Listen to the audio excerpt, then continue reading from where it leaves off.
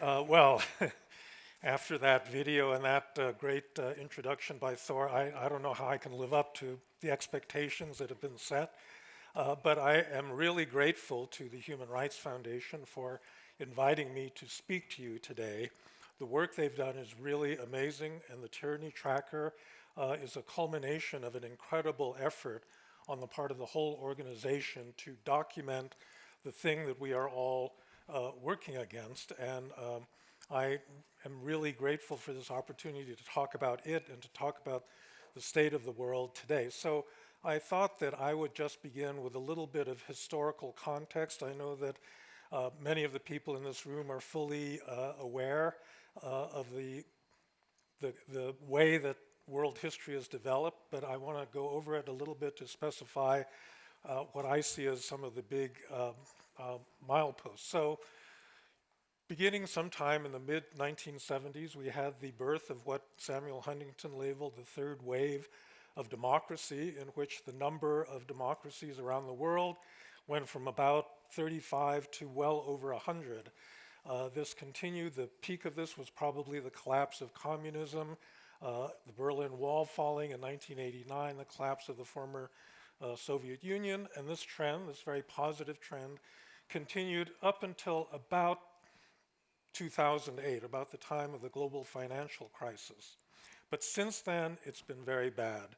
Every single year, there's been a decline in the aggregate amount of democracy in the world, and it's not clear where the bottom is going to emerge. I do think there will be a bottom, but I don't think we have necessarily seen it yet. Now, in this decline, I think there's really three baskets of things that have been happening.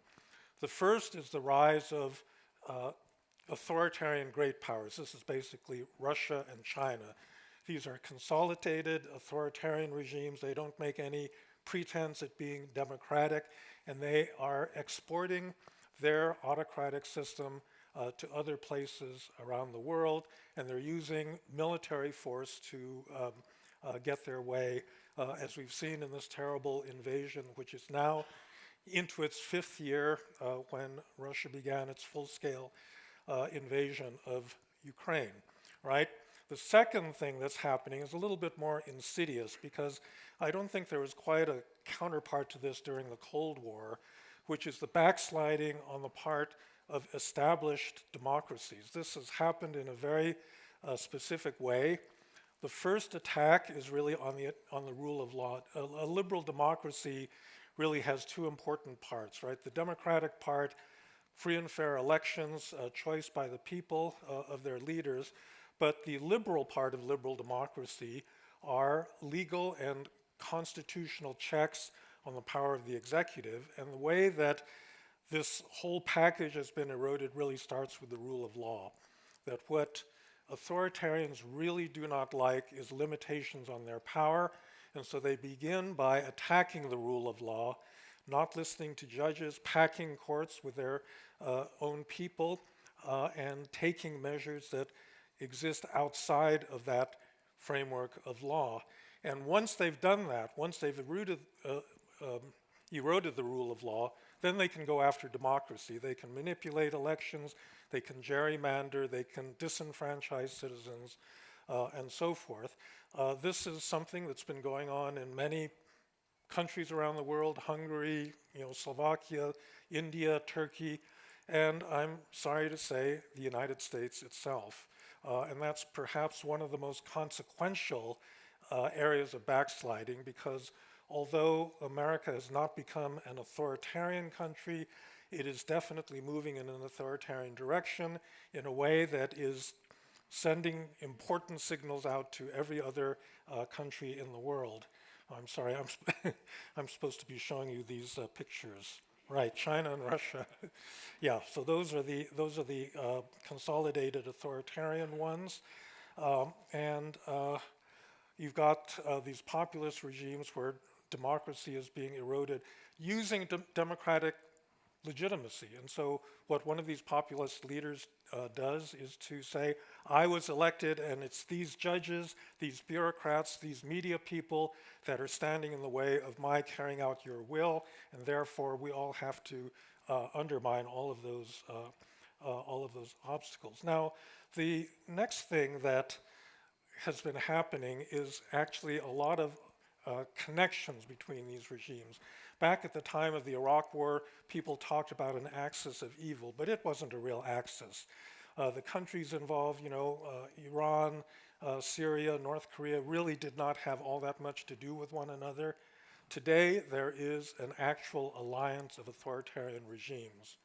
You have North Korean soldiers fighting alongside Russians against Ukraine. You have Iranian drones being used to bomb Ukrainian cities. You have lots of sharing of information among these different authoritarian regimes, and they are learning from each other. They are picking up techniques from one another. Sometimes it's a little bit more informal. You look at the relationship between the Trump administration and El Salvador, in which the extrajudicial detaining of people disfavored by the regime is something that the Salvadorians developed and is now being adopted by the United States, and that experience is being sent backwards and forwards. And so that is also one of the new characteristics, I think, about the authoritarian world that we are living in today. Now, we get to the Tyranny Tracker. I'm really delighted that the Human Rights Foundation has undertaken this project.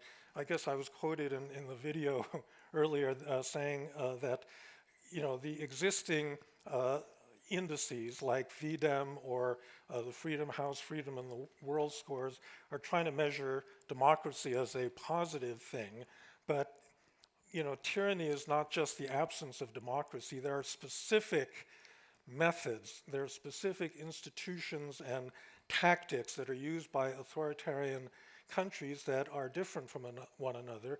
There's also differences in the levels of authoritarian government. There's a big category of hybrid regimes, which the Tyranny Tracker notes, and there's kind of a scale in which countries slide from one point in that scale to another. And you can see this in a lot of different ways. For example, China and North Korea are both authoritarian countries, but Korea is a lot worse. The China of the year 2012 is not the China of the year 2026. Russia in the year 2012 is not the Russia of 2026. And in each of those cases, there's been an intensification of specific measures used by authoritarian governments to repress their own people. And if we don't hang on to those, sometimes relatively fine distinctions, we are not going to see the larger patterns as they are emerging. And that's why I think having a tyranny tracker that over time will accumulate data on a yearly basis is going to be very important to see the trends and where the world is going. So I think that we need to understand where you can end up in order to understand the dangers of the present moment. And I'll give you a couple of examples of this. We do a lot of work with the Venezuelan Democratic opposition. See Leopoldo sitting there. One thing that we have noted is that some of our activist friends actually, in retrospect, realized that there were certain indicators of the way that the Chavez and then the Maduro regimes were moving. They didn't understand the importance of packing the courts in Venezuela until it was too late. They could have stood up and protested this at an earlier point, but they somehow didn't see that this was going to lead to a very bad situation down the road, and in fact, that is exactly what's happened. I think in terms of the United States, it's been very disturbing to see a lot of the things that have been going on in places like El Salvador, Venezuela, and so forth, going on in this country. So I think right now, the United States is still a democracy. It still has strong institutions. There are people that are able to stand up and protest against the authoritarian measures that this administration is taking, but what something like the Tyranny Tracker teaches you is that there's a moving target here, that what may be seen as not so bad at the present moment may turn out in another 5 or 10 years to be the basis of a genuine loss of freedom. And therefore, it's important for all of us to track that. Now, I just want to close by saying one thing. It is really important not to give up hope. So that's a kind of platitude that people always say at the end of speeches. But it's really important in this case because I think that despite all of the negative direction that world politics has taken over the last 20, 25 years, it can be reversed. It can be reversed. It can be reversed in countries that still have reasonably free and fair elections by people voting, by people mobilizing, by people resisting. It can be reversed by civil society. We actually saw a really good example of that in Minneapolis over the past month, where people spontaneously organized to push back against an authoritarian power grab by the current administration in Washington. It can be reversed through information. You're not going to understand your situation and the threats to your freedoms unless you see the way that they've been eroded in other countries around the world and the way that they are moving in your country.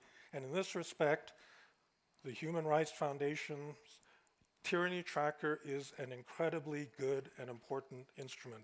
So I'd just like to say congratulations. A big team was responsible for putting it out. It's excellent work, so thanks very much for everything that you've done.